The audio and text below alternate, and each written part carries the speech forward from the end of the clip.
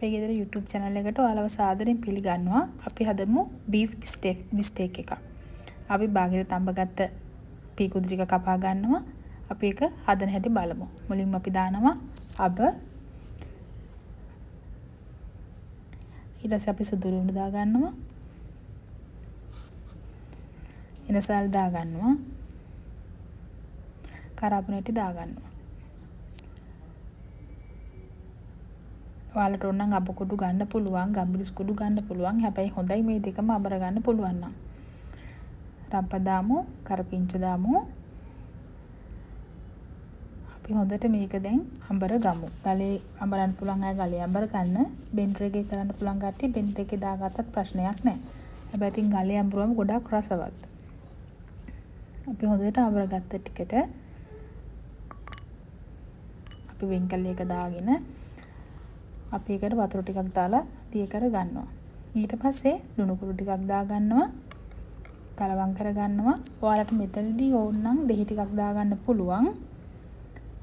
අපි කහ ටිකක් දා ගන්නවා. මම දෙහි වෙනුවට පාවිච්චි කරනවා විනාගිරි ටිකක්. ඔයාලට කැමති විනාගිරි කැමති නැති කට්ටියට දෙහි ටිකක් දාගත්තට ප්‍රශ්නයක් නැහැ. ඊට පස්සේ අපි අර බාගෙට තාම්බගෙන පිටි කපාගත්ත පීකුදු ටික ඒකට දා ගන්නවා. මොකද ඒකට හොඳට ලුණු අල්ල ගන්න ඕන හින්දා. ලුණු වැබුල් තියෙන්න ඕන හින්දා අපි ඒක හොඳට කලවම් කර ගන්නවා.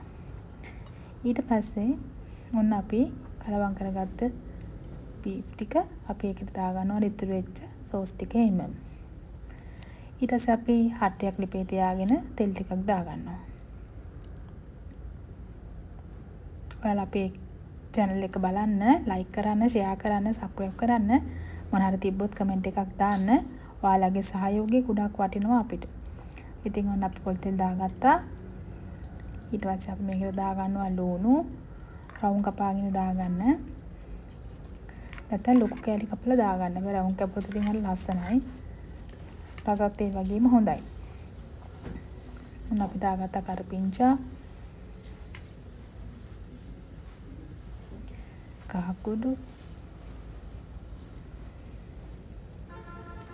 අමු මිරිස් දෙකට පලා ගන්න. එහෙම රසයි. ඒතර අමු මිරිස් කෑලි උනත් කන්න පුළුවන්. තක්කාලි ටික දා ගන්නවා. අපි හැමදේම රවුමට කපාගෙන තියෙන්නේ. ඊට පස්සේ අපි මොකද කරන්නේ? අන්නර කලවම් කරගත්ත මැරිනේට් වෙන්න දාපු ටික අපි ඒකට මිශ්‍රණයට දා ගන්නවා. මේ දාගෙන අපි හොඳට පොඩ්ඩක් ඒක කලවම් කර ගන්නවා. මේක ඉතින් හැදි ගෑව කියලා ගොඩක් කැඩෙන්නේ නැහැ. මොකද පීකුදු ටිකක් හයියයි ඔයගොල්ලෝ දන්නවා. ඒ හින්දා කැඩෙන්නේ නැහැ. ඔන්න ඔම්මදර කලවම් කරගත්තට පස්සේ අපි ඒකට අදිතුරු වෙච්ච මිශ්‍රණය දානවා. ඔයාලා හරක් පීකුදු කන්න කැමති නැහැ කියන්නකෝ. ඕනනම් මේක ඕගොල්ලන්ට පුළුවන් කුකුල් පීකුදු එකකින් උනත් හදා ගන්න. මේ රෙසිපි එකම කුකුල් පීකුදු වලින් හදාගත්තත් හරිම රසයි.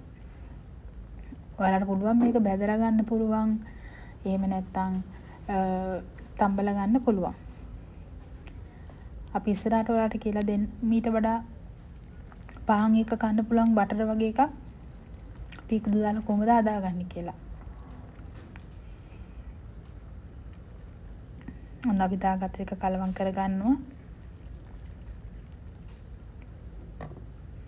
ටිකක් හොඳට මේක තම්බ ගන්නවා. ඔන්න අපි හදාගත්ත බිස්ටෙක් එක ඔයාලට පුළුවන් මේක පාන් එක කන්න, බත් එක්ක කන්න, ඉන්දියාප්ප එක කන්න පුළුවන්. හරිම රසයි. එහෙනම් අපි තවත් වීඩියෝ එකකින් හමු වෙන්නම්. ඔයාලට ගොඩක් ස්තුතියි. like කරන්න, comment කරන්න, share කරන්න, අනිවාර්යෙන් subscribe කරන්න. මුලින් කිව්වා වගේ ඔයාලගේ support එක අපිට ඉස්සරහට යන්න ගොඩක් වටිනවා. ස්තුතියි.